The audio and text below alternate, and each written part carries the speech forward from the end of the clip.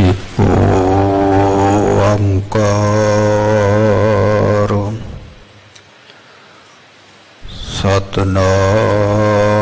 सतनाम करता पुरख निरभउ निर्वैर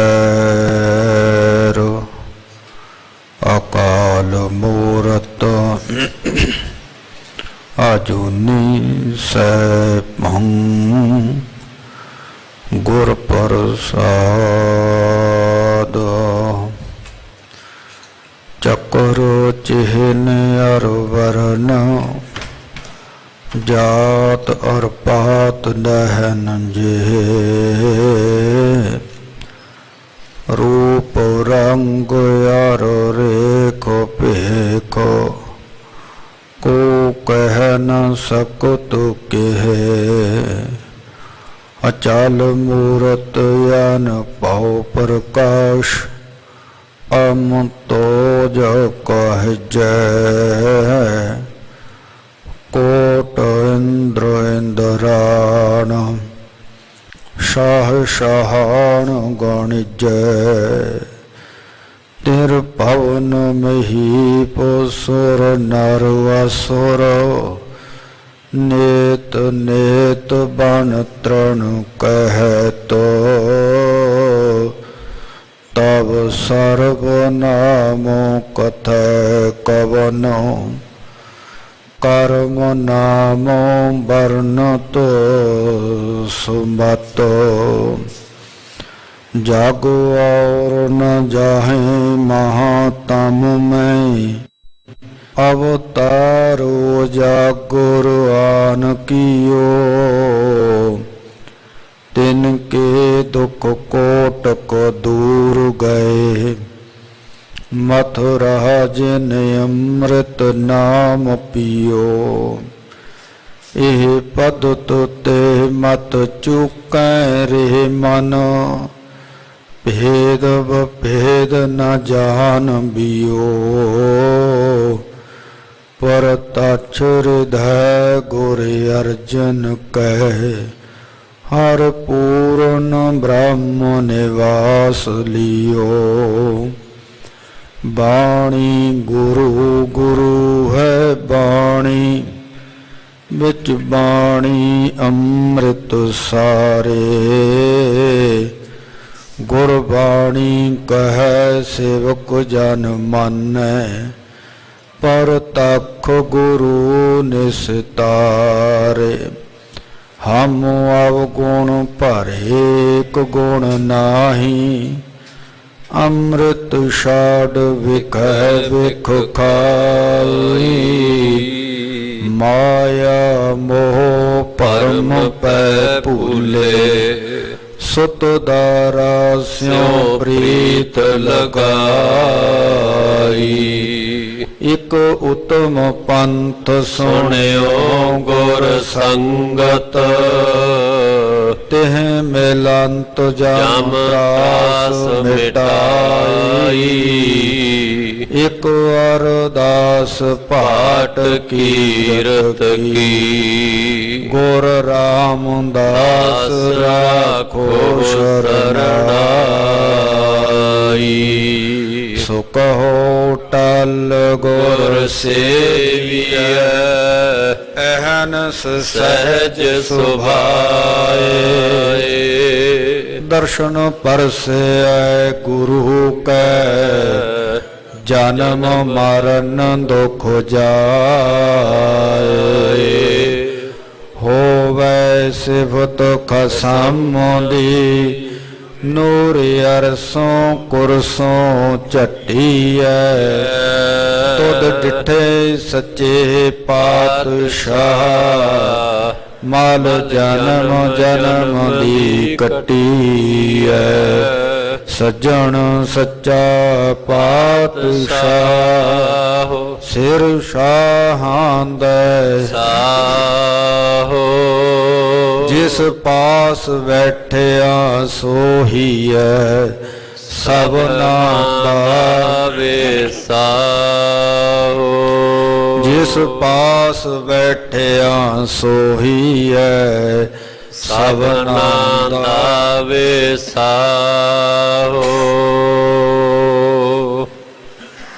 ਸਤਨਾਮ ਸ੍ਰੀ ਵਾਹਿਗੁਰੂ ਸਾਹਿਬ ਜੀ। ਰਾਗ ਗੋਂਡ ਬਾਣੀ ਭਗਤਾ ਕੀ। ਕਬੀਰ ਜੀ ਘਰ ਪਹਿਲਾ ਇੱਕ ਓੰਕਾਰ ਸਤਿਗੁਰ ਪ੍ਰਸਾਦ। ਸੰਤ ਮਿਲੈ ਕਿਛ ਸੁਣੀਐ ਕਹੀਐ ਮਿਲੈ ਅਸੰਤ ਮਸਤ ਕਰ ਰਹੀਐ। ਸੰਤ ਮਿਲੈ ਕਿਛ ਸੁਣੀਐ ਕਹੀਐ ਮਿਲੈ ਅਸੰਤ ਮਸਤ ਕਰ ਰਹੀਐ। ਬਾਬਾ ਬੋਲਣਾ ਕਿਆ ਕਹੀਐ ਜੈਸੇ ਰਾਮ ਨਾਮ ਰਵ ਰਹੀਐ। ਰਹਾਉ ਸੰਤਨ ਸਿਉ ਬੋਲੇ ਉਪਕਾਰੀ ਮੂਰਖ ਸਿਉ ਬੋਲੇ ਝਖ ਮਾਰੀ। ਬੋਲਤ ਬੋਲਤ ਬੜ੍ਹੈ ਬਿਕਾਰਾ ਬਿਨ ਬੋਲੇ ਕਿਆ ਕਰਹਿ ਵਿਚਾਰਾ। ਕਹੋ ਕਬੀਰ ਛੂਛਾ ਘਟ ਬੋਲੈ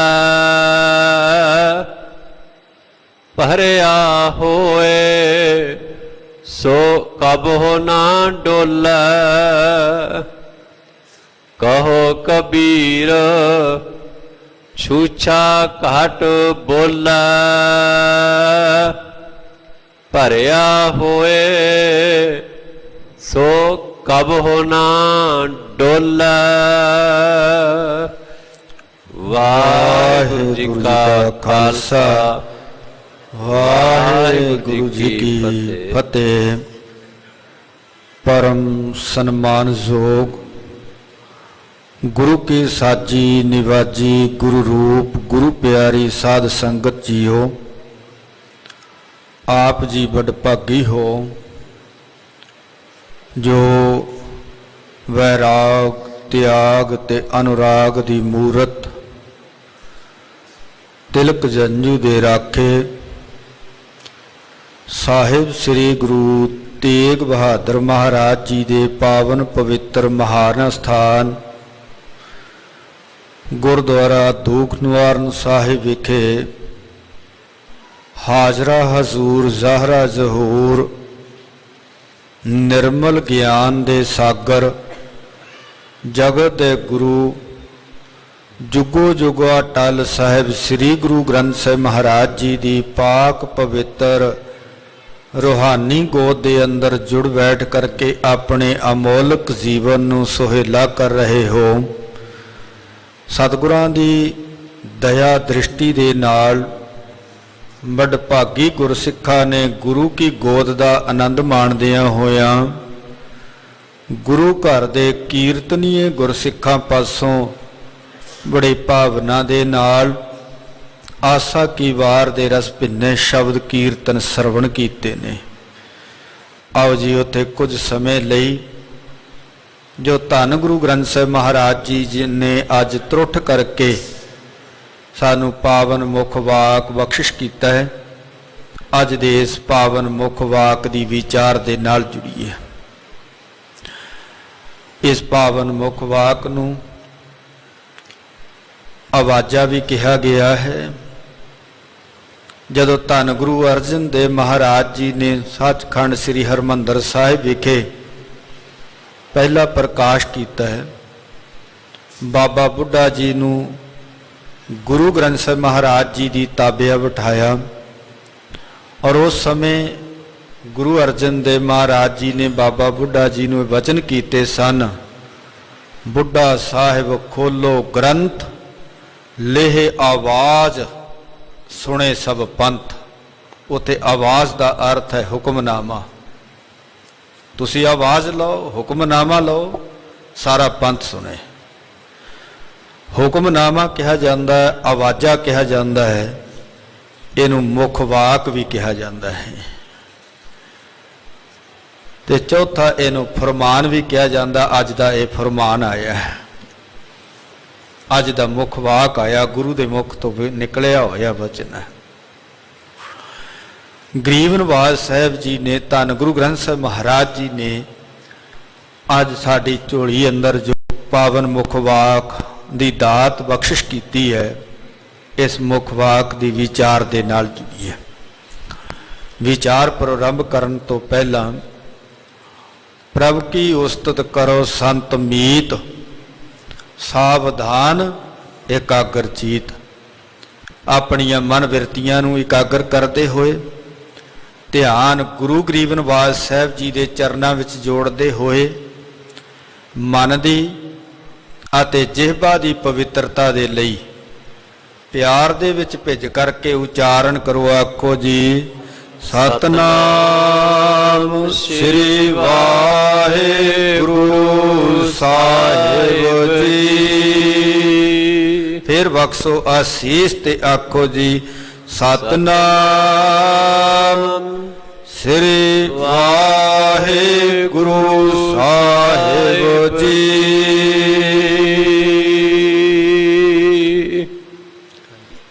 ਰਾਗ ਗੋਂਡ ਬਾਣੀ ਭਗਤਾ ਕੀ, ਕਬੀਰ ਜੀ ਘਰ ਪਹਿਲਾ। ਇੱਕ ਓੰਕਾਰ ਸਤਿਗੁਰ ਪ੍ਰਸਾਦ। ਗੌਂਡ ਰਾਗ ਦੇ ਅੰਦਰ ਭਗਤ ਕਬੀਰ ਜੀ ਦੀ ਇਹ ਪਾਵਨ ਬਾਣੀ ਹੈ। ਸਾਹਿਬ ਗੁਰੂ ਗ੍ਰੰਥ ਸਾਹਿਬ ਮਹਾਰਾਜ ਜੀ ਦੇ ਅੰਦਰ 31 ਰਾਗ ਨੇ ਤੇ 31 ਰਾਗਾਂ ਦੇ ਵਿੱਚੋਂ ਇੱਕ ਇਹ ਗੌਂਡ ਰਾਗ ਹੈ, ਜਿਸ ਵਿੱਚ ਭਗਤ ਕਬੀਰ ਜੀ ਨੇ ਇਹ ਪਾਵਨ ਸ਼ਬਦ ਉਚਾਰਨ ਕੀਤਾ ਹੈ। ਕਬੀਰ ਜੀ ਘਰ ਪਹਿਲਾ। ਘਰ ਸ਼ਬਦ ਇੱਥੇ ਤਾਲ ਦੇ ਨਾਲ ਸੰਬੰਧਿਤ ਹੈ। ਸਾਹਿਬ ਗੁਰੂ ਗ੍ਰੰਥ ਸਾਹਿਬ ਮਹਾਰਾਜ ਜੀ ਦੀ ਜਦੋਂ ਪਾਵਨ ਬਾਣੀ ਪੜ੍ਹਦੇ ਹਨ, ਪਹਿਲੇ ਘਰ ਤੋਂ ਲੈ ਕਰਕੇ 17ਵੇਂ ਘਰ ਤੱਕ ਇਹ ਸ਼ਬਦ ਆਉਂਦਾ ਹੈ। ਇਹਦਾ ਅਰਥ ਹੈ ਤਾਲ, ਸੰਗੀਤ ਦੇ ਨਾਲ ਇਹ ਸੰਬੰਧਿਤ ਹੈ, ਤਾਲ ਦੇ ਨਾਲ ਸੰਬੰਧਿਤ ਹੈ। ਗੁਰੂ ਗ੍ਰੰਥ ਸਾਹਿਬ ਮਹਾਰਾਜ ਜੀ ਦੇ ਅੰਦਰ ਇਹ ਘਰ ਸ਼ਬਦ ਬਹੁ ਅਰਥਾਂ ਦੇ ਵਿੱਚ ਸੁਭਾਏਮਾਨ ਹੈ। ਘਰ ਸ਼ਬਦ ਮਕਾਨ ਦੇ ਲਈ ਵੀ ਆਇਆ ਹੈ। ਘਰ ਬਾਹਰ ਤੇਰਾ ਪਰਵਾਸਾ। ਘਰ ਸ਼ਬਦ ਸ਼ਾਸਤਰਾਂ ਦੇ ਲਈ ਵੀ ਗੁਰਬਾਣੀ ਦੇ ਅੰਦਰ ਸੁਭਾਏਮਾਨ ਹੈ। ਆਪਾਂ ਹਰ ਰੋਜ਼ ਸਤਿਗੁਰਾਂ ਦੇ ਪਾਵਨ ਵਚਨ ਪੜ੍ਹਦੇ ਹਾਂ। ਸੋਹਿਲਾ ਸਾਹਿਬ ਦੀ ਪਾਵਨ ਬਾਣੀ ਦੇ ਅੰਦਰ 6 ਘਰ, 6 ਗੁਰ, 6 ਉਪਦੇਸ਼। ਉਥੇ ਘਰ ਸ਼ਬਦ ਸ਼ਾਸਤਰਾਂ ਦੇ ਲਈ ਆਇਆ। ਘਰ ਸ਼ਬਦ ਉੱਚੀ ਅਵਸਥਾ ਦੇ ਲਈ ਵੀ, ਇੱਕ ਉੱਚੀ ਪਦਵੀ ਦੇ ਲਈ ਵੀ ਆਇਆ ਹੈ। ਸੋ ਘਰ ਗੁਰ ਨਾਨਕ ਕੋ ਦੀਆ, ਉੱਚੀ ਪਦਵੀ ਲਈ। ਘਰ ਸ਼ਬਦ ਅੰਤਿਸ਼ ਕਰਨ ਦੇ ਲਈ ਵੀ ਆਇਆ ਹੋਇਆ ਹੈ। ਘਰ ਮੈਂ ਘਰ ਦਿਖਾਏ ਦੇ, ਅੰਤਿਸ਼ ਕਰਨ ਦੇ ਲਈ ਵੀ ਆਇਆ।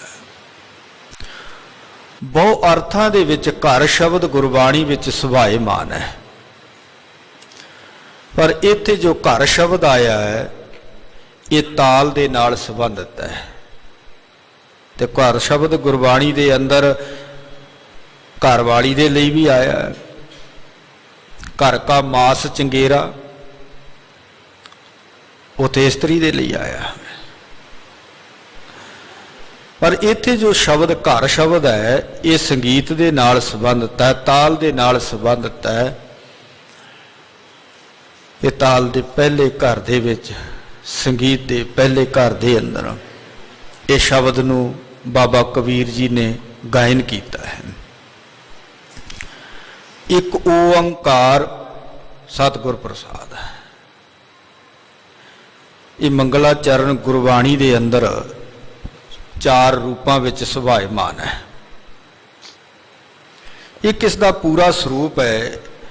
ਇੱਕ ਓੰਕਾਰ ਸਤਨਾਮ ਕਰਤਾ ਪੁਰਖ ਨਿਰਭਉ ਨਿਰਵੈਰ ਅਕਾਲ ਮੂਰਤ ਅਜੂਨੀ ਸੈਭੰ ਗੁਰ ਪ੍ਰਸਾਦ। ਇਹ ਜੋ ਪੂਰਾ ਸਰੂਪ ਹੈ ਇਹ 33 ਵਾਰੀ ਗੁਰੂ ਗ੍ਰੰਥ ਸਾਹਿਬ ਮਹਾਰਾਜ ਜੀ ਦੇ ਵਿੱਚ ਸੁਭਾਏਮਾਨ ਹੈ। ਦੂਸਰਾ ਇਸ ਦਾ ਸਰੂਪ ਹੈ ਇੱਕ ਓੰਕਾਰ ਸਤਨਾਮ ਕਰਤਾ ਪੁਰਖ ਗੁਰ ਪ੍ਰਸਾਦ। ਤੇ ਤੀਸਰਾ ਇਸ ਦਾ ਸਰੂਪ ਹੈ ਇੱਕ ਓੰਕਾਰ ਸਤਨਾਮ ਗੁਰ ਪ੍ਰਸਾਦ। ਤੇ ਚੌਥਾ ਸਰੂਪ ਇੱਕ ਓੰਕਾਰ ਸਤਿਗੁਰ ਪ੍ਰਸਾਦ। ਇਹ 4 ਸਰੂਪ ਨੇ ਮੰਗਲਾਚਰਨ ਦੇ। ਔਰ ਇਸ ਮੰਗਲਾਚਰਨ ਦੇ ਰਾਹੀਂ ਗਰੀਬ ਨਵਾਜ਼ ਸਾਹਿਬ ਜੀ ਨੇ ਸਾਨੂੰ ਇੱਕ ਦੇ ਨਾਲ ਜੋੜਿਆ। ਇੱਕ ਓੰਕਾਰ, ਇੱਕ ਪ੍ਰਮਾਤਮਾ ਜਿਹਦਾ ਕੋਈ ਆਕਾਰ ਨਹੀਂ, ਜੋ ਸਾਰੀ ਸ੍ਰਿਸ਼ਟੀ ਦੇ ਵਿੱਚ ਰਮਿਆ ਹੋਇਆ। ਓੰਕ ਸ਼ਬਦ ਗੁਰੂ ਨਾਨਕ ਦੇਵ ਮਹਾਰਾਜ ਜੀ ਤੋਂ ਪਹਿਲਾਂ ਵੀ ਸੀ। ਓੰਕ ਦਾ ਅਰਥ ਹੈ ਪਰਮਾਤਮਾ। ਪਰ ਪਰਮਾਤਮਾ ਇੱਕ ਨਹੀਂ ਸੀ ਮੰਨਿਆ ਗਿਆ ਕਿ ਇੱਕ ਹੈ। ਕੋਈ ਬ੍ਰਹਮਾ ਨੂੰ ਪਰਮਾਤਮਾ, ਕੋਈ ਸ਼ਿਵ ਜੀ ਨੂੰ ਪਰਮਾਤਮਾ, ਕੋਈ ਵਿਸ਼ਨੂੰ ਨੂੰ ਪਰਮਾਤਮਾ ਮੰਨ ਕਰਕੇ ਬੈਠਾ ਹੋਇਆ ਸੀ। ਸਾਹਿਬ ਗੁਰੂ ਨਾਨਕ ਦੇਵ ਮਹਾਰਾਜ ਜੀ ਨੇ ਵੇਖਿਆ ਕਿ ਇਹਨਾਂ ਲੋਕਾਂ ਦੀ ਆਸਥਾ ਤਾਂ ਹੈ ਪਰਮਾਤਮਾ ਤੇ ਕਿ ਪਰਮਾਤਮਾ ਹੈ, ਪਰ ਇਹ ਆਸਥਾ ਨਹੀਂ ਕਿ ਪਰਮਾਤਮਾ ਇੱਕ ਹੈ। ਇਹ ਬਹੁਤੇ ਪਰਮਾਤਮਾ ਬਣਾ ਕਰਕੇ ਬੈਠ ਗਏ ਨੇ। ਗਰੀਬ ਨਵਾਜ਼ ਸਾਹਿਬ ਜੀ ਨੇ ਫਿਰ ਅੱਗੇ ਏਕਾ ਲਾ ਦਿੱਤਾ। ਏਕਾ ਵੀ ਅੰਕਾਂ ਦੇ ਵਿੱਚ ਲਾਇਆ, ਜਿਹਦਾ ਅਰਥ ਸਿਰਫ ਇੱਕ ਹੀ ਹੈ, ਓਨਲੀ ਵਨ। ਦੂਸਰਾ ਅਰਥ ਨਹੀਂ ਹੈ।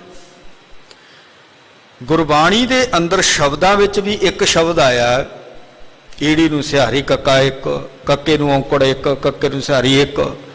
3 ਰੂਪਾਂ ਦੇ ਵਿੱਚ ਉਹ ਅਰਥ ਸ਼ਬਦ ਆਇਆ ਇੱਕ। ਪਰ ਵਿਦਵਾਨ ਸੱਜਣਾ ਨੇ ਜੇ ਇੱਕ ਸ਼ਬਦ ਸਤਿਗੁਰੂ ਜੀ ਸ਼ਬਦਾਂ ਵਿੱਚ ਲਿਖਦੇ ਉਹਦੇ ਅਰਥ ਵੱਖੋ ਵੱਖਰੇ ਕਰਨੇ ਸਨ। ਪਰ ਅੰਕਾਂ ਵਿੱਚ ਇੱਕ ਸ਼ਬਦ ਲਿਖਿਆ, ਇਹਦਾ ਅਰਥ ਸਿਰਫ ਇੱਕ ਹੀ ਹੈ, ਇਹਦਾ ਅਰਥ ਦੂਸਰਾ ਨਹੀਂ ਹੈ। ਇਹ ਅਦੁੱਤੀ ਹੈ ਕਿ ਪਰਮਾਤਮਾ ਇੱਕ ਹੈ, ਅਦੁੱਤੀ ਹੈ, ਸਰਵ ਵਿਆਪੀ ਹੈ, ਹਰ ਥਾਂ ਤੇ ਰਮਿਆ ਹੋਇਆ ਹੈ। ਉਸ ਵਰਗਾ ਕੋਈ ਹੋਰ ਨਹੀਂ ਹੈ, ਉਹਦਾ ਆਕਾਰ ਕੋਈ ਨਹੀਂ ਹੈ, ਉਹਦਾ ਚੱਕਰ ਚਿੰਨ੍ਹ ਰੰਗ ਰੂਪ ਕੋਈ ਨਹੀਂ ਹੈ। ਜਾਪ ਸਾਹਿਬ ਦੇ ਪਹਿਲੇ ਛੰਦ ਦੇ ਅੰਦਰ ਕਲਗੀਧਰ ਪਿਤਾ ਜੀ ਨੇ ਉਸ ਅਕਾਲ ਪੁਰਖ ਵਾਹਿਗੁਰੂ ਜੀ ਦੇ ਬਾਬਤ ਲਿਖਿਆ ਕਿ ਉਹਦਾ ਕੋਈ ਚੱਕਰ ਚਿੰਨ੍ਹ ਨਹੀਂ ਹੈ, ਉਹਦਾ ਕੋਈ ਰੰਗ ਰੂਪ ਨਹੀਂ ਹੈ, ਉਹਦਾ ਕੋਈ ਆਕਾਰ ਨਹੀਂ ਹੈ। ਜਿਹਦਾ ਆਕਾਰ ਹੋਏਗਾ ਉਹਦਾ ਰੰਗ ਰੂਪ ਹੋਏਗਾ। ਪਰਮਾਤਮਾ ਦਾ ਕੋਈ ਆਕਾਰ ਨਹੀਂ ਹੈ।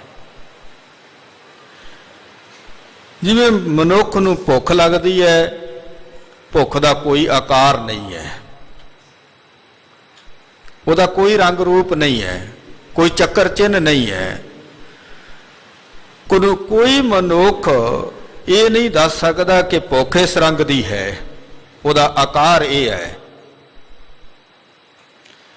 शरीर दे विच दर्द हुंदी है, पीड़ा हुंदी है, उस पीड़ा दा, उस दर्द दा कोई रंग रूप नहीं, कोई चक्कर चिन्ह नहीं है। कोई मनुख बांह खड़ी करके ये नहीं कह सकता कि ये दर्द इस रंग दा है, पीड़ा इस रंग दी है, उहदा आकार ये है। प्यास लगती है ते प्यास दा कोई रंग रूप नहीं है, कोई चक्कर चिन्ह नहीं है। हर एक नूं पता है प्यास है, पानी पीने या प्यास बुझ जाती है।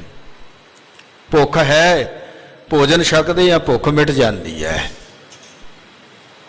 दर्द है तो आप पेन किलर टैबलेट लै लें, दवाई लेंदे आ, उहदे नाल दर्द टिक जाती है। दर्द है शरीर। पर जिहड़े भजन करन वाले ने, बंदगी करन वाले ने, परमात्मा दे मार्ग दे उपर चलण वाले ने, उन्हां नूं पता परमात्मा है। उहदे तो बिना पता भी नहीं झूलदा, उहदे तो बिना कोई बोलदा नहीं बोल सकता। उहदी रजा है, उहदा हुक्म है तो बोलिया जाता है।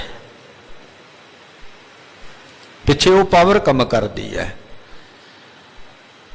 उहदा अपना कोई आकार नहीं है, वो सारियां विच व्यापक है। वो कीड़ी तो लै करके हाथी विच सब ते विच व्यापक है। उहदा कोई चक्कर चिन्ह नहीं है, उहदा कोई आकार नहीं है, वो निरा आकार है। उहदा नाम सत है, हमेशा रहन वाला है। वो सारी सृष्टि का करता है। करते तो संसार दे अंदर बहुत ने, करता जो किसी नूं बनाउण वाला होवे उहनूं करता किया जाता है। सुनारा अलंकार बनाउंदा, गहणे बनाउंदा, वो गहणियां दा करता है। पर उस सुनारे दे बनाए हुए गहणे किते दी किते चले जाते ने ते आप किते बैठा है। वो अपनी किरत दे नाल टुटिया होया है। माता पिता बच्चे दे करता ने, बच्चे नूं जन्म दिता है, बच्चा किते चला गया, पेरेंट्स किते ने, वो अपनी किरत दे नाल वख ने, उहदे विच समाए नहीं हैं।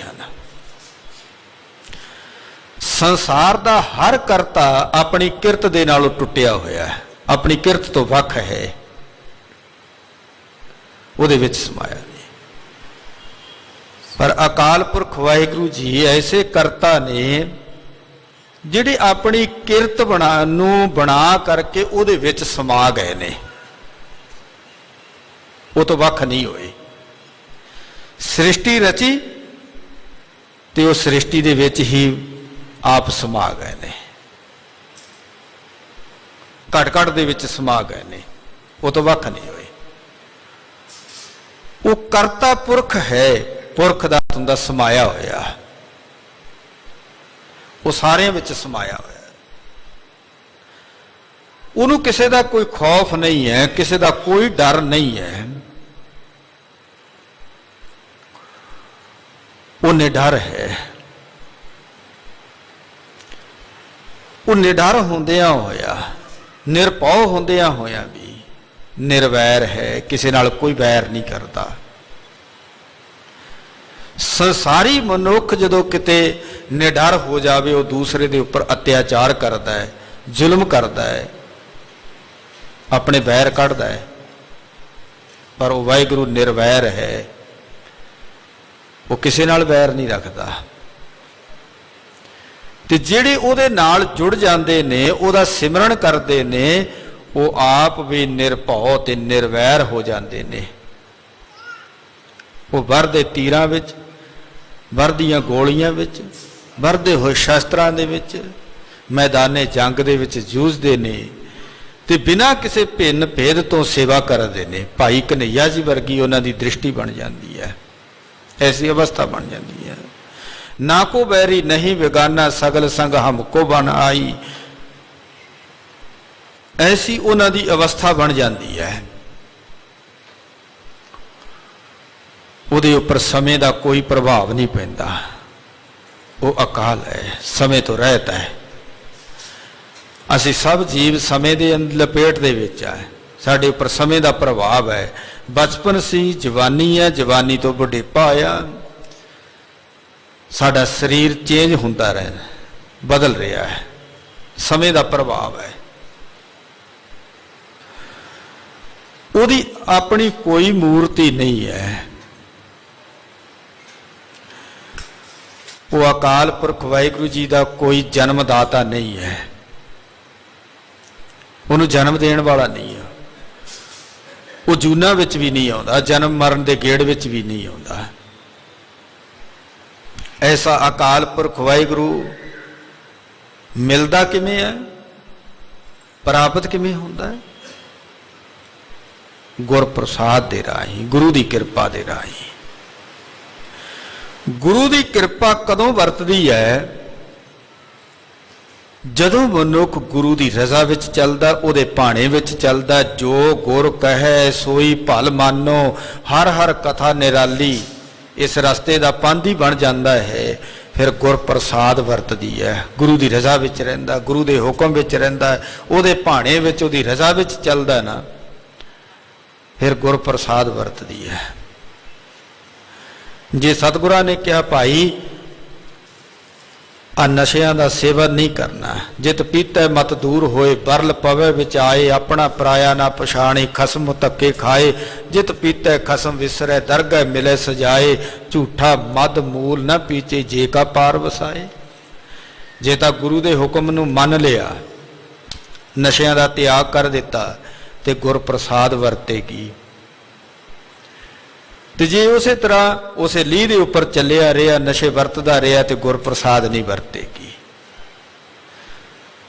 ਸਤਿਗੁਰਾਂ ਨੇ ਕਿਹਾ ਛੋਡੋ ਵੇਸ ਭੇਖ ਚਤੁਰਾਈ, ਦੁਬਦਾ ਇਹ ਫਲ ਨਾਹੀ ਜੀਓ, ਵੇਸ ਭੇਖ ਦਾ ਤਿਆਗ ਕਰ। ਜੇ ਤਾਂ ਗੁਰੂ ਦੀ ਰਜ਼ਾ ਉੱਪਰ ਚੱਲਿਆ, ਗੁਰੂ ਦੇ ਭਾਣੇ ਵਿੱਚ ਚੱਲਿਆ, ਹੁਕਮ ਨੂੰ ਖਿੜੇ ਮੱਥੇ ਪ੍ਰਵਾਨ ਕੀਤਾ, ਵੇਸ ਭੇਖ ਦਾ ਤਿਆਗ ਕਰ ਦਿੱਤਾ, ਚਤੁਰਾਈ ਸਿਆਣਪ ਦਾ ਤਿਆਗ ਕਰ ਦਿੱਤਾ, ਤਾਂ ਗੁਰ ਪ੍ਰਸਾਦ ਵਰਤੇਗੀ। ਤੇ ਜੇ ਜੀਵਨ ਦੇ ਅੰਦਰ ਉਹੀ ਕੁਝ ਧਾਰਨ ਕਰਕੇ ਰੱਖਿਆ, ਤੇ ਗੁਰ ਪ੍ਰਸਾਦ ਨਹੀਂ ਵਰਤੇਗੀ। ਸਤਿਗੁਰਾਂ ਨੇ ਕਿਹਾ ਭਾਈ ਆ ਬ੍ਰਤ ਕੌਰ ਮੜੀ ਬੱਠ ਭੂਲ ਨਾ ਮਾਨੇ, ਇਹਨਾਂ ਨੂੰ ਭੁੱਲ ਕਰਕੇ ਵੀ ਨਾ ਮਾਨੀ। ਜੇ ਤਾਂ ਗੁਰੂ ਦੀ ਰਜ਼ਾ ਵਿੱਚ ਰਿਹਾ, ਇਹਨਾਂ ਨੂੰ ਨਾ ਮੰਨਿਆ, ਇਹਨਾਂ ਦਾ ਤਿਆਗ ਕਰ ਦਿੱਤਾ, ਮੜੀਆਂ ਮਸਾਣਾ ਦਾ ਤਿਆਗ ਕਰ ਦਿੱਤਾ, ਤਾਂ ਗੁਰ ਪ੍ਰਸਾਦ ਵਰਤੇਗੀ। ਤੇ ਉਸੇ ਤਰ੍ਹਾਂ ਹੀ ਜੇ ਚੱਲਦਾ ਰਿਹਾ, ਫਿਰ ਗੁਰ ਪ੍ਰਸਾਦ ਨਹੀਂ ਵਰਤੇਗੀ। ਗੁਰ ਪ੍ਰਸਾਦ ਵਰਤਦੀ ਹੈ ਗੁਰੂ ਦੀ, ਜਦੋਂ ਰਹਿਮਤ ਹੋ ਜਾਵੇ, ਗੁਰੂ ਦੀ ਆਗਿਆ ਦਾ ਪਾਲਣ ਕਰਨ ਲੱਗ ਜਾਵੇ, ਉਹਦੇ ਹੁਕਮ ਵਿੱਚ ਚੱਲਣ ਲੱਗ ਜਾਵੇ, ਫਿਰ ਗੁਰ ਪ੍ਰਸਾਦ ਵਰਤਦੀ ਹੈ। ਜੋ ਗੁਰ ਕਹੈ ਸੋਈ ਭਲ ਮਾਨੋ, ਇਸ ਰਸਤੇ ਦਾ ਪਾਂਧੀ ਬਣ ਜਾਂਦਾ ਹੈ, ਫਿਰ ਗੁਰ ਪ੍ਰਸਾਦ ਵਰਤਦੀ ਹੈ। ਜੋ ਗੁਰੂ ਦੀ ਰਜ਼ਾ ਵਿੱਚ ਰਹਿੰਦਾ ਹੈ, ਗੁਰੂ ਦੇ ਭਾਣੇ ਵਿੱਚ ਰਹਿੰਦਾ ਹੈ। ਭਾਈ ਲਹਿਣਾ ਜੀ ਗੁਰੂ ਦੀ ਰਜ਼ਾ ਵਿੱਚ ਰਹੇ ਨੇ, ਤੇ ਗੁਰ ਪ੍ਰਸਾਦ ਵਰਤੀ ਹੈ।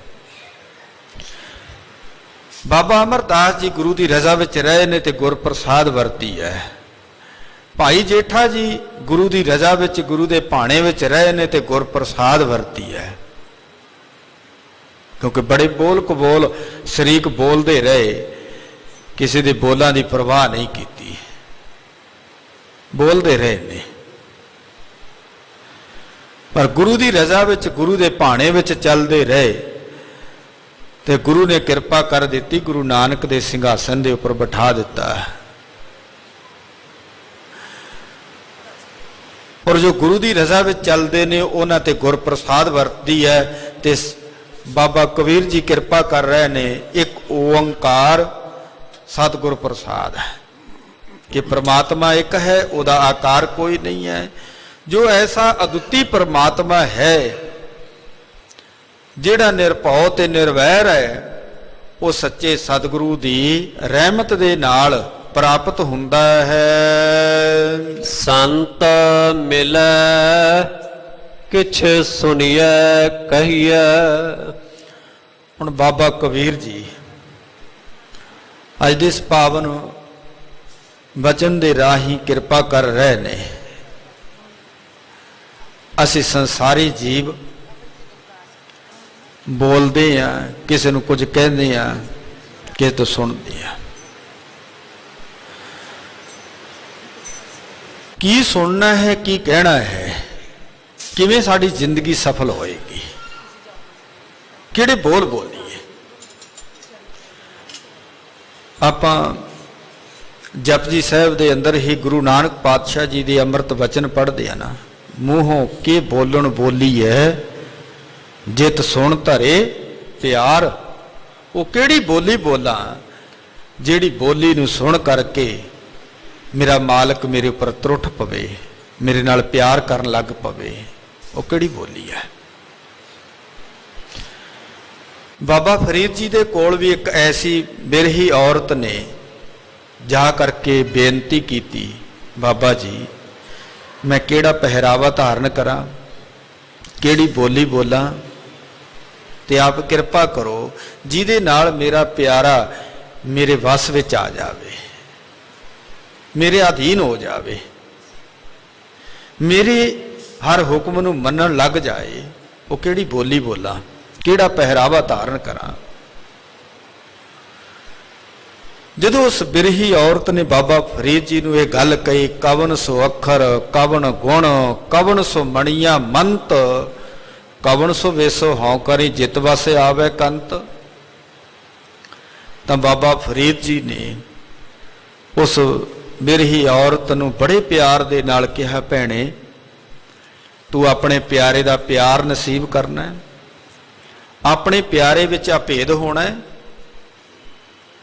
ਆ ਤੈਨੂੰ ਮੈਂ ਦੱਸਦਾ, ਉਹਨੂੰ ਮਿਲਣ ਦੀ ਜੁਗਤੀ ਕਿਵੇਂ ਮਿਲਿਆ ਜਾ ਸਕਦਾ ਹੈ, ਉਹਦੇ ਵਿੱਚ ਕਿਵੇਂ ਅਭੇਦ ਹੋਇਆ ਜਾ ਸਕਦਾ ਹੈ।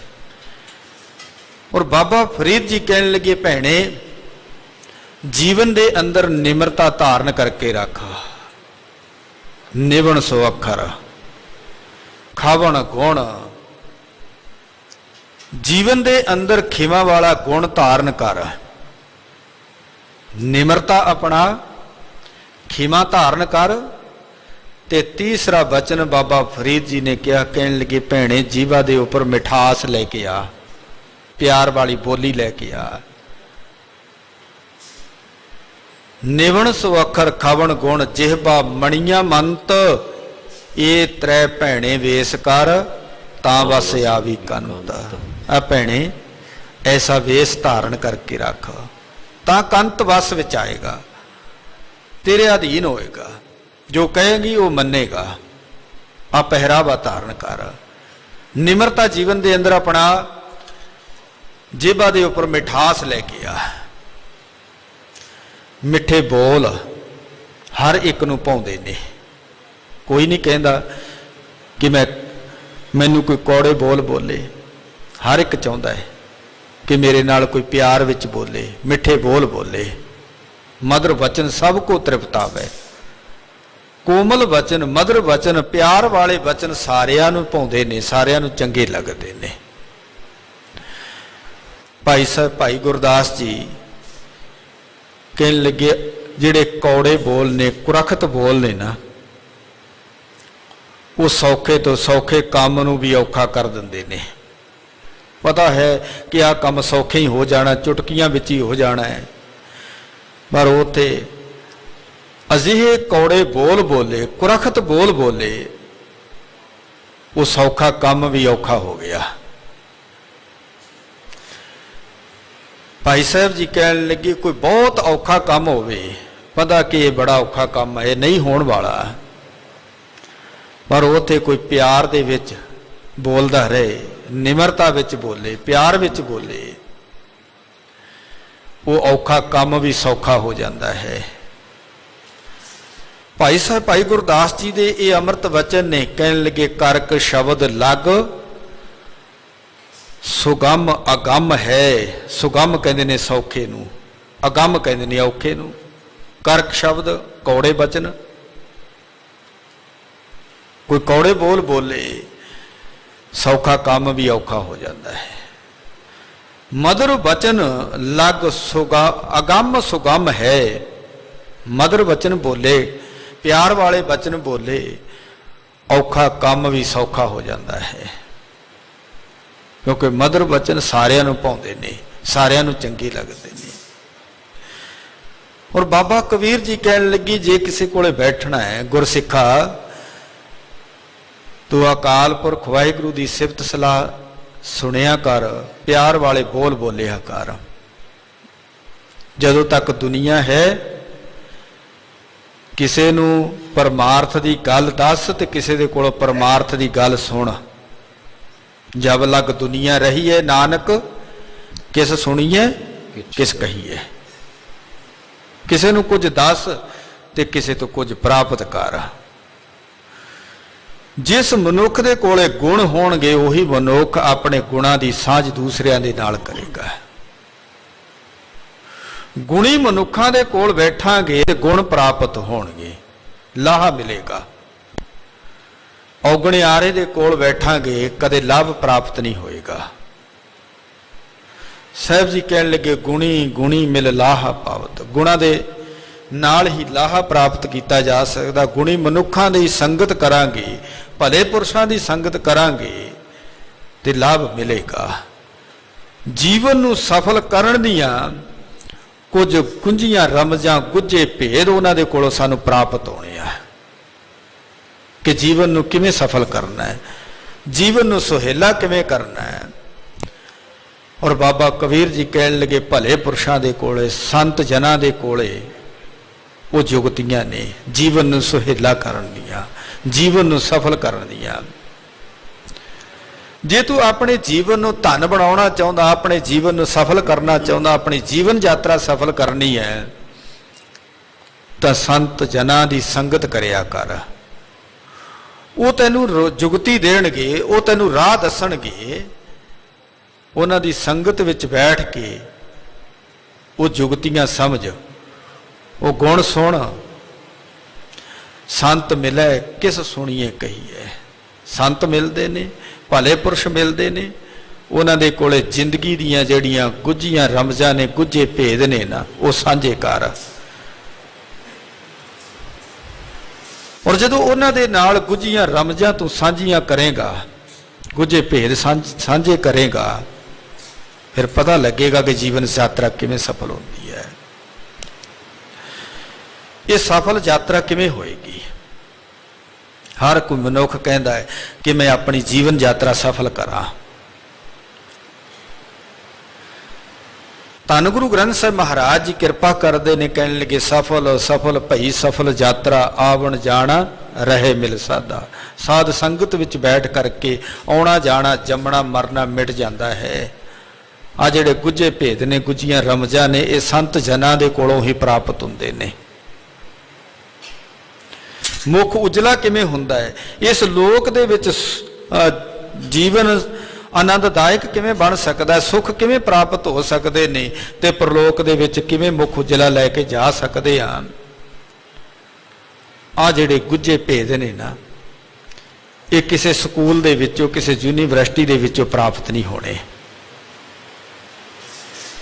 ਇਹ ਭਲੇ ਪੁਰਸ਼ਾਂ ਦੀ ਸੰਗਤ ਕਰੀਏ ਤੇ ਉਹਨਾਂ ਦੀ ਸੰਗਤ ਵਿੱਚੋਂ ਇਹ ਪ੍ਰਾਪਤ ਹੋਣੇ ਆ ਕਿ ਸੰਸਾਰ ਦੇ ਵਿੱਚ ਸੁੱਖ ਕਿਵੇਂ ਪ੍ਰਾਪਤ ਕਰਨੇ ਨੇ, ਤੇ ਨਿਰੰਕਾਰ ਦੇ ਘਰ ਦੇ ਵਿੱਚ ਮੁੱਖ ਉਜਲਾ ਕਿਵੇਂ ਲੈ ਕਰਕੇ ਜਾਣਾ ਹੈ। ਉਹਨਾਂ ਦੇ ਕੋਲ ਬੈਠੇਗਾ, ਬਹੁਤ ਕੁਝ ਪ੍ਰਾਪਤ ਹੋਏਗਾ। ਸਾਹਿਬ ਗੁਰੂ ਅਰਜਨ ਦੇਵ ਮਹਾਰਾਜ ਜੀ ਨੇ ਜੈਤ ਸ੍ਰੀ ਰਾਗ ਦੇ ਅੰਦਰ ਸ੍ਰੀ ਗੁਰੂ ਗ੍ਰੰਥ ਸਾਹਿਬ ਮਹਾਰਾਜ ਜੀ ਦੇ ਪਾਵਨ ਪਵਿੱਤਰ ਮੁਬਾਰਕ ਅੰਗ 700 ਦੇ ਉੱਪਰ ਆ ਬਚਨ ਕਹੇ ਨੇ ਕਿ ਗੁਰਸਿੱਖਾ, ਤੂੰ ਸੰਤ ਜਨਾਂ ਦੀ ਸੰਗਤ ਕਰਿਆ ਕਰ। ਹਰ ਕੇ ਸੰਤ ਪ੍ਰੇ ਪ੍ਰੀਤਮ ਪ੍ਰਭ ਕੇ। ਜਿਹੜੇ ਹਰੀ ਦੇ ਸੰਤ ਨੇ ਤੇ ਪ੍ਰਭੂ ਦੇ ਪਿਆਰੇ ਨੇ, ਉਹਨਾਂ ਦੀ ਸੰਗਤ ਕਰ। ਕਿਉਂਕਿ ਅਸੀਂ ਸੰਸਾਰੀ ਜੀਵ ਹਾਂ, ਅਸੀਂ ਪ੍ਰੋਫਿਟ ਚਾਹੁੰਦੇ ਹਾਂ, ਲਾਭ ਚਾਹੁੰਦੇ ਹਾਂ ਕਿ ਸਾਨੂੰ ਲਾਭ ਕੀ ਮਿਲੇਗਾ, ਉਥੋਂ ਕੀ ਲਾਭ ਹੋਏਗਾ, ਕੀ ਪ੍ਰੋਫਿਟ ਹੋਏਗਾ। ਅਸੀਂ ਆਪਣਾ ਆਪ ਪਹਿਲਾਂ ਅੱਗੇ ਰੱਖਦੇ ਹਾਂ, ਮੈਨੂੰ ਕੀ ਮਿਲੇਗਾ।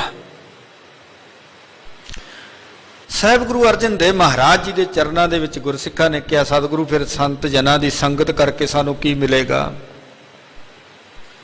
ਕੀ ਪ੍ਰਾਪਤ ਹੋਏਗਾ। ਸਾਹਿਬ ਗੁਰੂ ਅਰਜਨ ਦੇਵ ਮਹਾਰਾਜ ਜੀ ਕਹਿਣ ਲੱਗੇ, ਗੁਰਸਿੱਖੋ ਆਓ ਤੁਹਾਨੂੰ ਮੈਂ ਦੱਸਦਾ ਉਥੋਂ ਕੀ ਮਿਲੇਗਾ। ਹਰ ਕੇ ਸੰਤ ਪ੍ਰੀਤਮ ਪ੍ਰਭ ਕੇ ਹਰੀ ਦੇ ਸੰਤ ਪ੍ਰਭੂ ਦੇ ਜਿਹੜੇ ਪਿਆਰੇ ਨੇ ਉਹਨਾਂ ਦੀ ਸੰਗਤ ਕਰ ਕੀ ਮਿਲੇਗਾ ਤੇ ਉਹਨਾਂ ਦੀ ਸੰਗਤ ਵਿੱਚ ਬੈਠ ਕੇ ਕੀ ਕਰਨਾ ਹੈ। ਸਾਹਿਬ ਜੀ ਕਹਿਣ ਲੱਗੇ, ਤਾਂ ਕਹਿ ਹਰ ਹਰ ਗਾਈਏ, ਵਾਹਿਗੁਰੂ ਦੀ ਸਿਫਤ ਸਲਾਹ ਕਰਨੀ ਹੈ।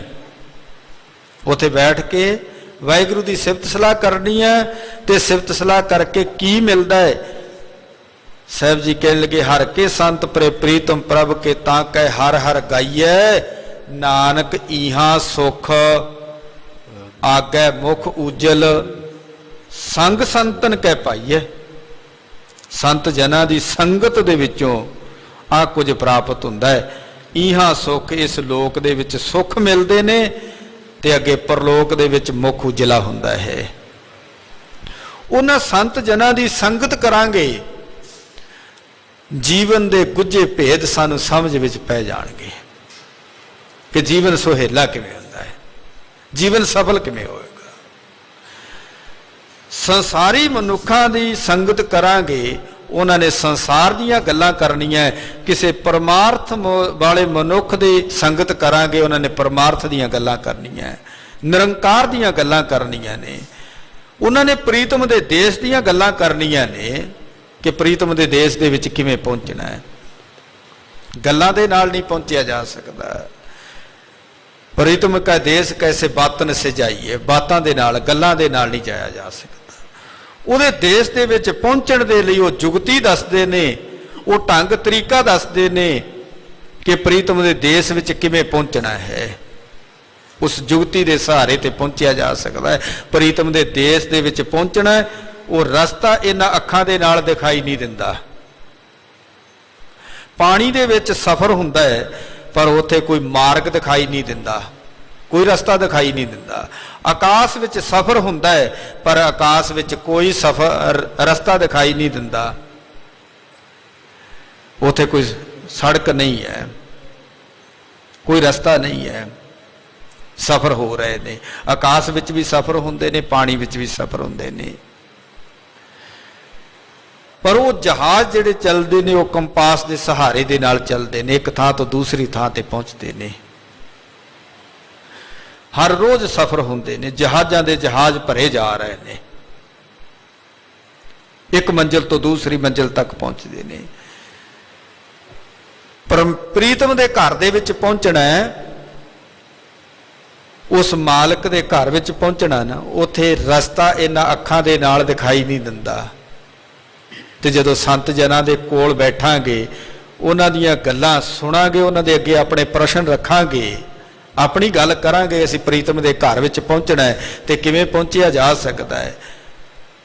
ਫਿਰ ਉਹ ਸੰਤ ਜਨ ਉਹ ਗੁੱਝੇ ਭੇਜ ਦੱਸਦੇ ਨੇ ਕਿ ਪ੍ਰੀਤਮ ਦੇ ਘਰ ਵਿੱਚ ਕਿਵੇਂ ਪਹੁੰਚਣਾ ਹੈ। ਸ਼ਬਦ ਦੇ ਨਾਲ ਉਸ ਪ੍ਰੀਤਮ ਦੇ ਘਰ ਵਿੱਚ ਪਹੁੰਚਿਆ ਜਾ ਸਕਦਾ ਹੈ।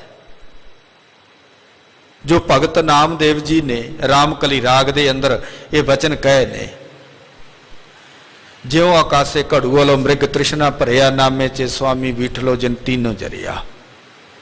ਜਿਉ ਜਲ ਮਾਝੋ ਮਾਛਲੋ, ਬਾਬਾ ਨਾਮਦੇਵ ਜੀ ਨੇ ਇਹ ਬਚਨ ਕਹੇ ਨੇ ਸ਼ਬਦ ਦੇ ਅੰਦਰ ਕਿ ਪ੍ਰੀਤਮ ਦੇ ਘਰ ਵਿੱਚ ਪਹੁੰਚਣਾ ਸ਼ਬਦ ਦੇ ਨਾਲ ਪਹੁੰਚਿਆ ਜਾ ਸਕਦਾ ਹੈ। ਸ਼ਬਦ ਤੋਂ ਬਿਨਾਂ ਪ੍ਰਮਾਤਮਾ ਦੇ ਘਰ ਵਿੱਚ ਨਹੀਂ ਪਹੁੰਚਿਆ ਜਾ ਸਕਦਾ ਹੈ। ਔਰ ਬਾਬਾ ਕਬੀਰ ਜੀ ਇਹ ਗੁੱਝੀਆਂ ਰਮਜ਼ਾਂ ਗੁੱਝੇ ਭੇਦ ਸ਼ਬਦ ਦੇ ਅੰਦਰ ਸਮਝਾ ਰਹੇ ਹਨ। ਮਿਲੈ ਅਸੰਤ ਮਸਤ ਕਰ ਰਹੀਐ। ਹੁਣ ਬਾਬਾ ਕਬੀਰ ਜੀ ਕਹਿਣ ਲੱਗੇ ਆਪਣੇ ਜਿਹੜੀਆਂ ਅੰਦਰਲੀਆਂ ਗੁੱਝੀਆਂ ਗੱਲਾਂ ਨੇ ਨਾ, ਗੁੱਝੇ ਭੇਦ ਨੇ,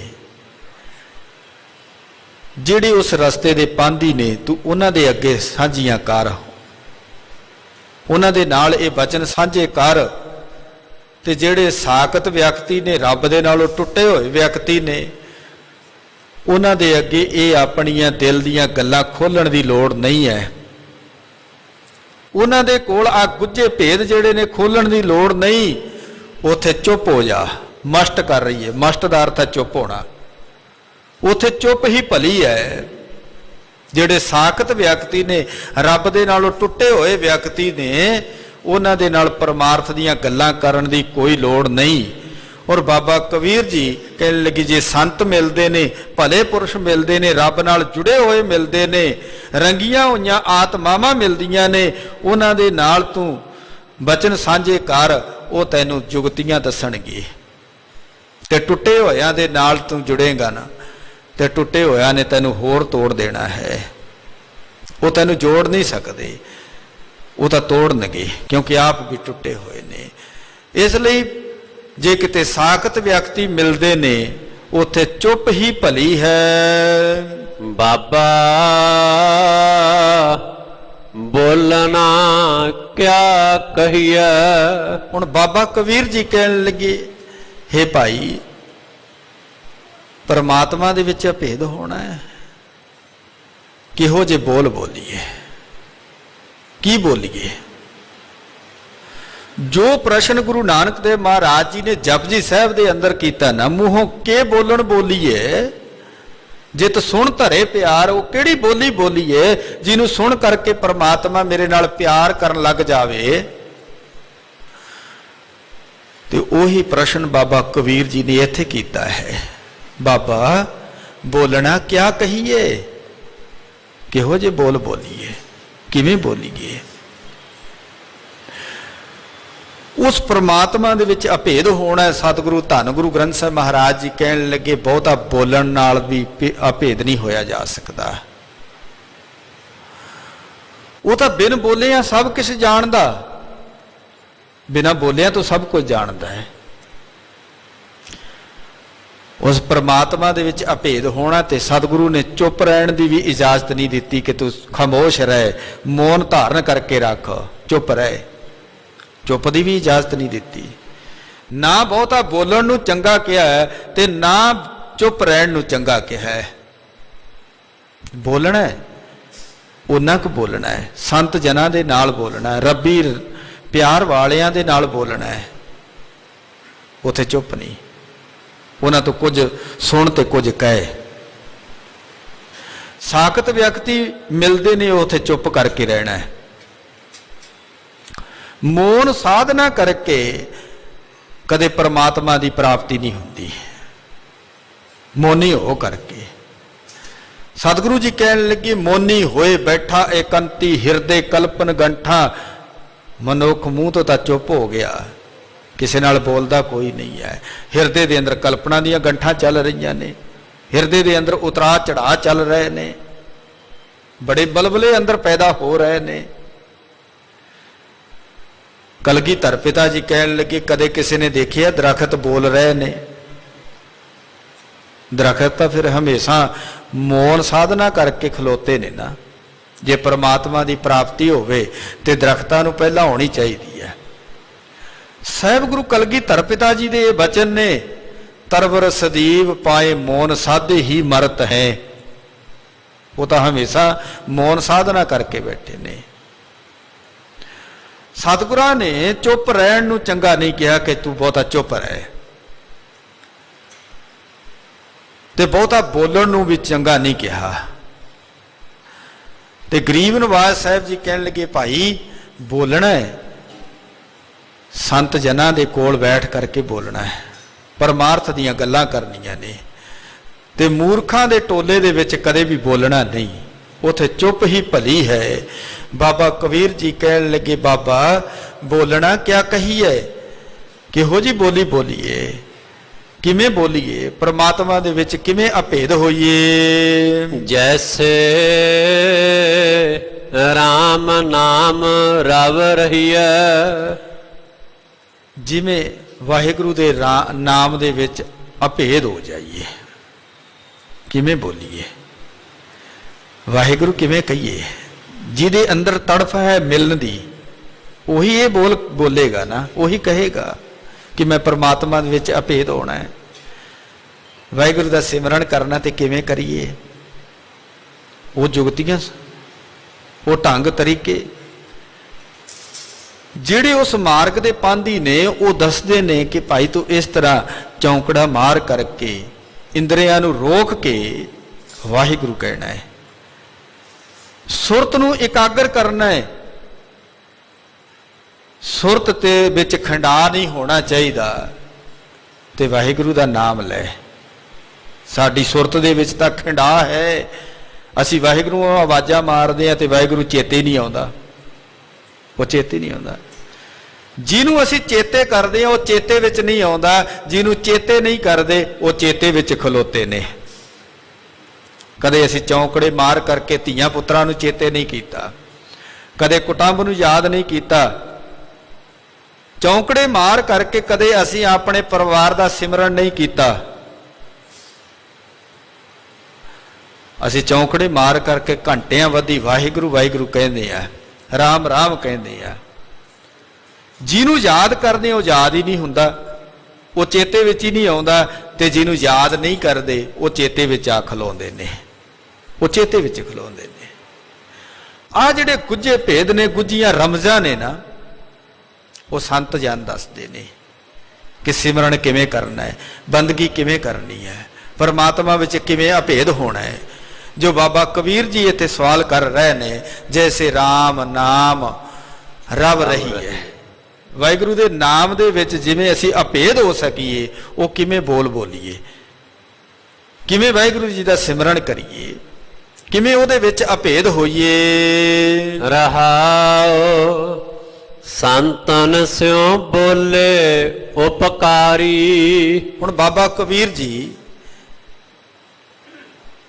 ਕਿਰਪਾ ਕਰ ਰਹੇ ਨੇ, ਕਹਿਣ ਲੱਗੇ ਭਾਈ ਸੰਤ ਜਨਾਂ ਦੇ ਨਾਲ ਬੋਲੇਗਾ, ਉਹਨਾਂ ਦੀ ਸੰਗਤ ਵਿੱਚ ਰਹੇਗਾ, ਨਾਮ ਰਸੀਆਂ ਦੀ ਸੰਗਤ ਵਿੱਚ ਰਹੇਗਾ, ਤਾਂ ਉਹ ਪਰਉਪਕਾਰ ਵਾਲੇ ਹੀ ਬੋਲਦੇ ਨੇ। ਪ੍ਰਭੂ ਦੇ ਮਾਰਗ ਦੇ ਉੱਪਰ ਤੁਰਨ ਵਾਲੇ ਬੋਲਦੇ ਨੇ। ਉਹ ਪਰਉਪਕਾਰ ਦੇ ਰਸਤੇ ਦੇ ਉੱਪਰ ਆਪ ਵੀ ਤੁਰੇ ਹੁੰਦੇ ਨੇ ਤੇ ਹੋਰਨਾਂ ਨੂੰ ਵੀ ਤੋਰਦੇ ਨੇ। ਉਹ ਦੱਸਦੇ ਨੇ ਕਿ ਮੇਰਾ ਪਰਮਾਤਮਾ ਮਿੱਠ ਬੋਲੜਾ ਹੈ, ਮਿੱਠ ਬੋਲੜਾ ਜੀ ਹਰ ਸੱਜਣ ਸੁਆਮੀ ਮੋਰਾ, ਹਉ ਸੰਮਲ ਥੱਕੀ ਜੀ ਉਹ ਕਦੇ ਨਾ ਬੋਲੇ ਕੌਰਾ, ਕੌਰਾ ਬੋਲ ਨਾ ਜਾਣੇ ਪੂਰਨ ਭਗਵਾਨੇ, ਔਗਣ ਕੋ ਨਾ ਚਿਤਾਰੇ। ਉਹ ਕਦੇ ਔਗਣਾਂ ਨੂੰ ਚਿਤਾਰਦਾ ਨਹੀਂ ਹੈ। ਉਹ ਪਰਉਪਕਾਰੀ ਬੋਲਦੇ ਨੇ। ਉਹ ਦੱਸਦੇ ਨੇ ਕਿ ਪਰਉਪਕਾਰ ਕਰਨਾ ਹੈ, ਕਦੇ ਕੁਰਖਤ ਬੋਲੀ ਬੋਲਦੇ ਨਹੀਂ। ਜੀਵਨ ਨੂੰ ਸਫਲ ਕਰਨ ਦੇ ਉਹ ਬੋਲਦੇ ਹਨ। ਮੂਰਖ ਸਿਉ ਬੋਲੇ ਝਖ ਮਾਰੀ। ਮੂਰਖ ਦੇ ਨਾਲ ਜਿਹੜਾ ਬੋਲਣਾ ਨਾ, ਉਹ ਝੱਖ ਮਾਰਨ ਵਾਲੀ ਹੀ ਗੱਲ ਹੈ। ਮੂਰਖ ਦੇ ਨਾਲ ਬੋਲਾਂਗੇ ਆਪਣੇ ਆਪ ਨੂੰ ਖਪਾਉਣ ਵਾਲੀ ਗੱਲ ਹੈ। ਔਰ ਬਾਬਾ ਕਬੀਰ ਜੀ ਕਹਿਣ ਲੱਗੇ ਮੂਰਖਾਂ ਦੇ ਨਾਲ ਨਹੀਂ ਬੋਲਣਾ, ਸੰਤ ਜਨਾਂ ਦੇ ਨਾਲ ਬੋਲ, ਉਥੇ ਪਰਉਪਕਾਰ ਹੋਏਗਾ। ਮੂਰਖਾਂ ਦੇ ਨਾਲ ਬੋਲੇਗਾ ਆਪਣੀ ਸਿਰਦਰਦੀ ਲਏਗਾ, ਝਾਕੀ ਮਾਰੇਗਾ, ਤੇਰੀ એનર્ਜੀ ਹੀ ਵੇਸਟ ਹੋਏਗੀ।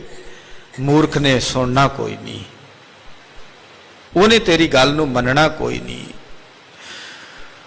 ਮੂਰਖਾਂ ਸਿਰ ਮੂਰਖ ਹੈ ਜੇ ਮੰਨੇ ਨਾ ਹੀ ਨਾਉ, ਕਿਉਂਕਿ ਉਹ ਮੂਰਖ ਹੈ ਜਿਹੜਾ ਤੁਹਾਡੀ ਗੱਲ ਹੀ ਨਹੀਂ ਮੰਨ ਰਿਹਾ, ਪਰਮਾਤਮਾ ਦੇ ਮਾਰਗ ਦੇ ਉੱਪਰ ਤੁਰ ਨਹੀਂ ਰਿਹਾ। ਤੇ ਐਸੇ ਮੂਰਖ ਦੇ ਨਾਲ ਕਦੇ ਬੋਲੀ ਨਾ, ਉਹ ਝੱਖ ਮਾਰਨ ਵਾਲੀ ਗੱਲ ਹੈ। ਮੂਰਖ ਤੋਂ ਗੁਰੇਜ਼ ਹੀ ਕਰਨਾ ਠੀਕ ਹੈ। ਔਰ ਬਾਬਾ ਕਬੀਰ ਜੀ ਇਸ ਤਰ੍ਹਾਂ ਕਿਰਪਾ ਕਰ ਰਹੇ ਹਨ। ਬੋਲਤ ਬੋਲਤ ਬੜੈ ਬਿਕਾਰਾ। ਔਰ ਬਾਬਾ ਜੀ ਕਹਿਣ ਲੱਗੇ ਭਾਈ ਜੇ ਮੂਰਖਾਂ ਦੇ ਨਾਲ ਬੋਲੇਗਾ ਨਾ, ਬੋਲਦਾ ਹੀ ਜਾਏਗਾ, ਝਗੜੇ ਪੈਦਾ ਹੋਣਗੇ, ਬੇਕਾਰ ਹੀ ਪੈਦਾ ਹੋਣਗੇ, ਲੜਾਈ ਵਧੇਗੀ। ਮੂਰਖਾਂ ਨਾਲ ਬੋਲਦੇ ਜਾਈਏ ਅੱਗੋਂ ਝਗੜੇ ਪੈਦਾ ਹੁੰਦੇ ਨੇ। ਮੂਰਖ ਵੀ ਅੱਗੋਂ ਹੋਰ ਗੱਲਾਂ ਸੁਣਾਉਂਦਾ ਹੈ। ਬੋਲਤ ਬੜੇ ਬੇਕਾਰਾ, ਬੇਕਾਰ ਹੀ ਵੱਧਦੇ ਨੇ। ਅਗਰ ਝਗੜੇ ਹੀ ਪੈਦਾ ਹੁੰਦੇ ਨੇ, ਦੁੱਖ ਹੀ ਜੀਵਨ ਦੇ ਅੰਦਰ ਆਉਂਦੇ ਹਨ। ਬਿਨ ਬੋਲੇ ਕਿਆ ਕਰਹਿ ਵਿਚਾਰਾ। हे ਭਾਈ, ਅਕਾਲ ਪੁਰਖ ਵਾਹਿਗੁਰੂ ਉਹ ਜਿਹੜਾ ਸਦਾ ਹੀ ਸਾਰਿਆਂ ਦੀ ਗੱਲ ਨੂੰ ਸੁਣਦਾ ਹੈ, ਉਹ ਸੰਤ ਜਨਾਂ ਦੀ ਸੰਗਤ ਵਿੱਚ ਬੈਠ ਕਰਕੇ ਪਰਮਾਤਮਾ ਦੇ ਬੋਲ ਪਰਉਪਕਾਰ ਦੇ ਮਾਰਗ ਦੇ ਉੱਪਰ ਚੱਲੋ। ਉਹ ਵਾਹਿਗੁਰੂ ਜੀ ਤਾਂ ਐਸਾ ਹੈ, ਸਦ ਸੁਣਦਾ, ਸਦ ਵੇਖਦਾ, ਸ਼ਬਦ ਰਿਹਾ ਭਰਪੂਰ। ਤੇ ਮੂਰਖਾਂ ਦੇ ਨਾਲ ਬੋਲੇਗਾ ਝਗੜੇ ਪੈਦਾ ਹੋਣਗੇ, ਸੰਤ ਜਨਾਂ ਦੇ ਨਾਲ ਬੋਲੇਗਾ ਤੇ ਉਹ ਜੀਵਨ ਨੂੰ ਸੁਹੇਲਾ ਕਰਨ ਦੀ ਵਿਚਾਰ ਦੱਸਦੇ ਨੇ ਤੇ ਜੀਵਨ ਨੂੰ ਆਨੰਦਦਾਇਕ ਬਣਾਉਂਦੇ ਹਨ। ਕਹੋ ਕਬੀਰ ਛੂਛਾ ਘਟ ਬੋਲੇ। ਹੁਣ ਬਾਬਾ ਕਬੀਰ ਜੀ ਕਹਿਣ ਲੱਗੇ, ਭਾਈ ਜਿਹੜਾ ਘੜਾ ਊਣਾ ਹੈ, ਅੱਧਾ ਪਾਣੀ ਨਾਲ ਭਰਿਆ ਹੋਇਆ, ਉਹ ਛਲਕੇਗਾ, ਉਹ ਬੋਲੇਗਾ। ਕਹੋ ਕਬੀਰ ਛੂਛਾ ਘਟ ਬੋਲੇ। ਜਿਹੜਾ ਅਜੇ ਭਰਿਆ ਨਹੀਂ, ਉਹ ਊਣਾ ਹੈ, ਛਲਕਦਾ ਰਹੇਗਾ ਉਹ ਘੜਾ। ਜਿਸ ਮਨੁੱਖ ਦੇ ਅੰਦਰ ਅਜੇ ਪੂਰਨ ਗਿਆਨ ਪੈਦਾ ਨਹੀਂ ਹੋਇਆ, ਗੁਣਾਂ ਨਾਲ ਭਰਿਆ ਨਹੀਂ ਹੈ ਨਾ, ਉਹ ਛਲਕਦਾ ਰਹਿੰਦਾ ਹੈ। ਉਹ ਆਪਣੇ ਆਪ ਨੂੰ ਜ਼ਾਹਰ ਕਰਦਾ ਕਿ ਮੈਂ ਬਹੁਤ ਗੁਣੀ ਹਾਂ, ਮੇਰੇ ਅੰਦਰ ਬੜੇ ਗੁਣ ਨੇ। ਉਹ ਆਪਣੇ ਆਪ ਨੂੰ ਸਿਆਣਾ ਕਹੇਗਾ, ਕਦੇ ਆਪਣੇ ਆਪ ਨੂੰ ਇਹ ਨਹੀਂ ਕਹੇਗਾ ਕਿ ਮੈਂ ਮੂਰਖ ਹਾਂ, ਕਦੇ ਆਪਣੇ ਆਪ ਨੂੰ ਨਹੀਂ ਕਹੇਗਾ ਕਿ ਮੈਂ ਨੀਚ ਹਾਂ, ਆਪਣੇ ਆਪ ਨੂੰ ਸਿਆਣਾ ਕਹੇਗਾ। ਅਜਿਹੇ ਮਨੁੱਖ ਨੂੰ ਕਦੇ ਕੋਈ ਮੂਰਖ ਕਵੇ ਤੇ ਉਹ ਗਲ ਪੈ ਜਾਂਦਾ ਹੈ। ਪਰ ਜਿਹੜੇ ਮਨੁੱਖ ਭਰੇ ਹੋਏ ਹੁੰਦੇ ਨੇ, ਉਹ ਕਦੇ ਵੀ ਆਪਣੇ ਆਪ ਨੂੰ ਸਿਆਣਾ ਨਹੀਂ ਕਹਿੰਦੇ। ਉਹ ਆਪਣੇ ਆਪ ਨੂੰ ਕਹਿੰਦੇ ਨੇ, ਕਹੋ ਨਾਨਕ ਹਮ ਨੀਚ ਕਰਮਾ, ਸ਼ਰਨ ਪਰੇ ਕੀ ਰਾਖੋ ਸ਼ਰਮਾ। ਉਹ ਕਦੇ ਆਪਣੇ ਆਪ ਨੂੰ ਇਹ ਨਹੀਂ ਕਹਿੰਦੇ ਕਿ ਮੈਂ ਗੁਣਾਂ ਨਾਲ ਭਰਿਆ ਹੋਇਆ, ਮੇਰੇ ਅੰਦਰ ਗੁਣ ਹੀ ਗੁਣ ਨੇ। ਉਹ ਕਹੇਗਾ ਕਿ ਮੇਰੇ ਅੰਦਰ ਤਾਂ ਇੰਨੇ ਔਗਣ ਨੇ ਜਿਵੇਂ ਸਮੁੰਦਰ ਪਾਣੀ ਨਾਲ ਭਰਿਆ ਹੋਇਆ, ਮੈਂ ਔਗਣਾਂ ਨਾਲ ਭਰਿਆ ਹੋਇਆ। ਜੇਤਾ ਸਮੁੰਦ ਸਾਗਰ ਨੀਰ ਭਰਿਆ, ਤੇਤੇ ਅਵਗੁਣ ਹਮਾਰੇ, ਦਇਆ ਕਰੋ ਕਿਛ ਮਿਹਰੋ ਪਾਵੋ ਡੁੱਬਦੇ ਪੱਥਰ ਤਾਰੇ। ਜਿਹੜਾ ਗੁਣਾਂ ਨਾਲ ਭਰਿਆ ਹੋਇਆ ਹੈ, ਉਹ ਕਹੇਗਾ ਹਮ ਅਵਗੁਣ ਭਰੇ ਏਕ ਗੁਣ ਨਾਹੀ, ਅੰਮ੍ਰਿਤ ਛਾੜ ਵਿਖੈ ਵਿਖ ਖਾਈ, ਮਾਇਆ ਮੋਹ ਭਰਮ ਪੈ ਭੂਲੇ, ਸੁਤ ਦਾਰਾ ਸਿਉ ਪ੍ਰੀਤ ਲਗਾਈ। ਇੱਕ ਉਤਮ ਪੰਥ ਸੁਣਿਓ ਗੁਰ ਸੰਗਤ, ਤਿਹ ਮਿਲੰਤ ਜਮ ਤਰਾਸ ਮਿਟਾਈ। ਇੱਕ ਅਰਦਾਸ ਭਾਟ ਕੀਰਤ ਕੀ, ਗੁਰ ਰਾਮਦਾਸ ਰਾਖੋ ਸ਼ਰਨਾਈ। ਜਿਹੜੇ ਮਨੁੱਖ ਊਣੇ ਨੇ, ਉਹ ਛਲਕਦੇ ਨੇ, ਉਹ ਆਪਣੇ ਆਪ ਨੂੰ ਜ਼ਾਹਰ ਕਰਦੇ ਨੇ ਕਿ ਅਸੀਂ ਬਹੁਤ ਕੁਝ ਜਾਣਦੇ ਹਾਂ। ਜਿਹੜੇ ਪ੍ਰਮਾਤਮਾ ਵਿੱਚ ਅਭੇਦ ਹੋ ਗਏ ਨੇ, ਉਹ ਖਾਮੋਸ਼ ਰਹਿੰਦੇ ਨੇ। ਜਿਹੜੇ ਉਸ ਰਸਤੇ ਤੇ ਤੁਰੇ ਹੋਏ ਨੇ ਨਾ, ਉਹ ਕਹਿਣਗੇ ਅਸੀਂ ਬਹੁਤ ਵੱਡੇ ਸੰਤ ਹਾਂ, ਅਸੀਂ ਬ੍ਰਹਮ ਗਿਆਨੀ ਹੈ। ਕਹੋ ਕਬੀਰ ਛੂਛਾ ਘਟ ਬੋਲੇ। ਜਿਹੜੇ ਊਣੇ ਨੇ ਉਹ ਛਲਕਦੇ ਨੇ, ਉਹ ਬੋਲਦੇ ਹਨ। ਭਰਿਆ ਹੋਏ ਸੋ ਕਬਹੁ ਨਾ ਡੋਲੇ। ਜਿਹੜਾ ਘੜਾ ਪਾਣੀ ਨਾਲ ਪੂਰਾ ਭਰਿਆ ਹੋਇਆ, ਉਹ ਕਦੇ ਡੋਲਦਾ ਨਹੀਂ ਹੈ। ਜਿਹੜੇ ਮਨੁੱਖ ਪੂਰਨ ਭਰੇ ਹੋਏ ਨੇ, ਉਹ ਕਦੇ ਡੋਲਦੇ ਨਹੀਂ, ਉਹ ਛਲਕਦੇ ਨਹੀਂ ਹਨ। ਉਹ ਤਾਂ ਆਪਣੇ ਆਪ ਨੂੰ ਕਦੇ ਵੀ ਜ਼ਾਹਰ ਨਹੀਂ ਕਰਦੇ, ਆਪਣਾ ਵਿਖਾਵਾ ਨਹੀਂ ਕਰਦੇ। ਉਹ ਵਿਖਾਵੇ ਤੋਂ ਉਪਰਾਮ ਹੋ ਜਾਂਦੇ ਨੇ। ਉਹ ਆਪਣੇ ਆਪ ਨੂੰ ਗੁਪਤ ਰੱਖਦੇ ਨੇ, ਉਹ ਬੋਲਦੇ ਨਹੀਂ ਹਨ। ਉਹਨਾਂ ਨੂੰ ਪਤਾ ਹੈ ਕਿ ਇਹਨਾਂ ਦੇ ਨਾਲੋਂ ਜਿਹੜੇ ਬੋਲਣਾ ਨਾ, ਐਨਰਜੀ ਵੇਸਟ ਕਰਨੀ ਹੈ। ਤੇ ਇੰਨੇ ਸਮੇਂ ਦੇ ਵਿੱਚ ਵਾਹਿਗੁਰੂ ਦੀ ਬੰਦਗੀ ਕਰ, ਵਾਹਿਗੁਰੂ ਦਾ ਸਿਮਰਨ ਕਰ। ਜਬ ਲਗ ਤਾਗਾ ਬਾਹੋਂ ਬੇਰੀ, ਤਬ ਲਗ ਵਿਸਰੇ ਰਾਮ ਸਨੇਹੀ। ਉਹ ਇੰਨਾ ਸਮਾਂ ਵੀ ਅਜਾਈ ਨਹੀਂ ਜਾਣ ਦਿੰਦੇ। ਉਹ ਕਿਸੇ ਦੇ ਨਾਲ ਬੋਲਣਾ ਹੈ, ਅਜਾਈ ਗੱਲਾਂ ਕਰਨੀਆਂ ਨੇ, ਫਜ਼ੂਲ ਦੀਆਂ ਗੱਲਾਂ ਕਰਨੀਆਂ ਹੈ। ਉਹਨਾਂ ਨੂੰ ਪਤਾ ਕਿ ਪ੍ਰਮਾਤਮਾ ਜੀਵਨ ਦੇ ਅੰਦਰੋਂ ਵਿਸਰਦਾ ਹੈ। ਉਹ ਪ੍ਰਮਾਤਮਾ ਨੂੰ ਆਪਣੇ ਜੀਵਨ ਦੇ ਅੰਦਰੋਂ ਭੁਲਾਉਂਦੇ ਨਹੀਂ, ਉਹਦੇ ਵਿੱਚ ਅਭੇਦ ਰਹਿੰਦੇ ਨੇ। ਸਤਿਗੁਰੂ ਕਿਰਪਾ ਕਰਨ, ਮਿਹਰ ਕਰਨ ਕਿ ਸਾਨੂੰ ਗੁਰਮੁਖ ਗਾੜੀ ਰਾਹ ਦੇ ਉੱਪਰ ਚੱਲਣ ਦੀ ਜੀਵਨ ਜਾਚ ਆ ਜਾਵੇ। ਗੁਰੂ ਉਪਦੇਸ਼ਾਂ ਦੇ ਅਨੁਸਾਰ ਸਾਡਾ ਸਾਰਿਆਂ ਦਾ ਜੀਵਨ ਬਣ ਜਾਵੇ। ਦਾਸ ਇਹਨਾਂ ਸ਼ਬਦਾਂ ਦੇ ਨਾਲ ਖਿਮਾ ਦਾ ਜਾਚਕ ਆਪ ਸਮੂਹ ਸੰਗਤਾਂ ਦਾ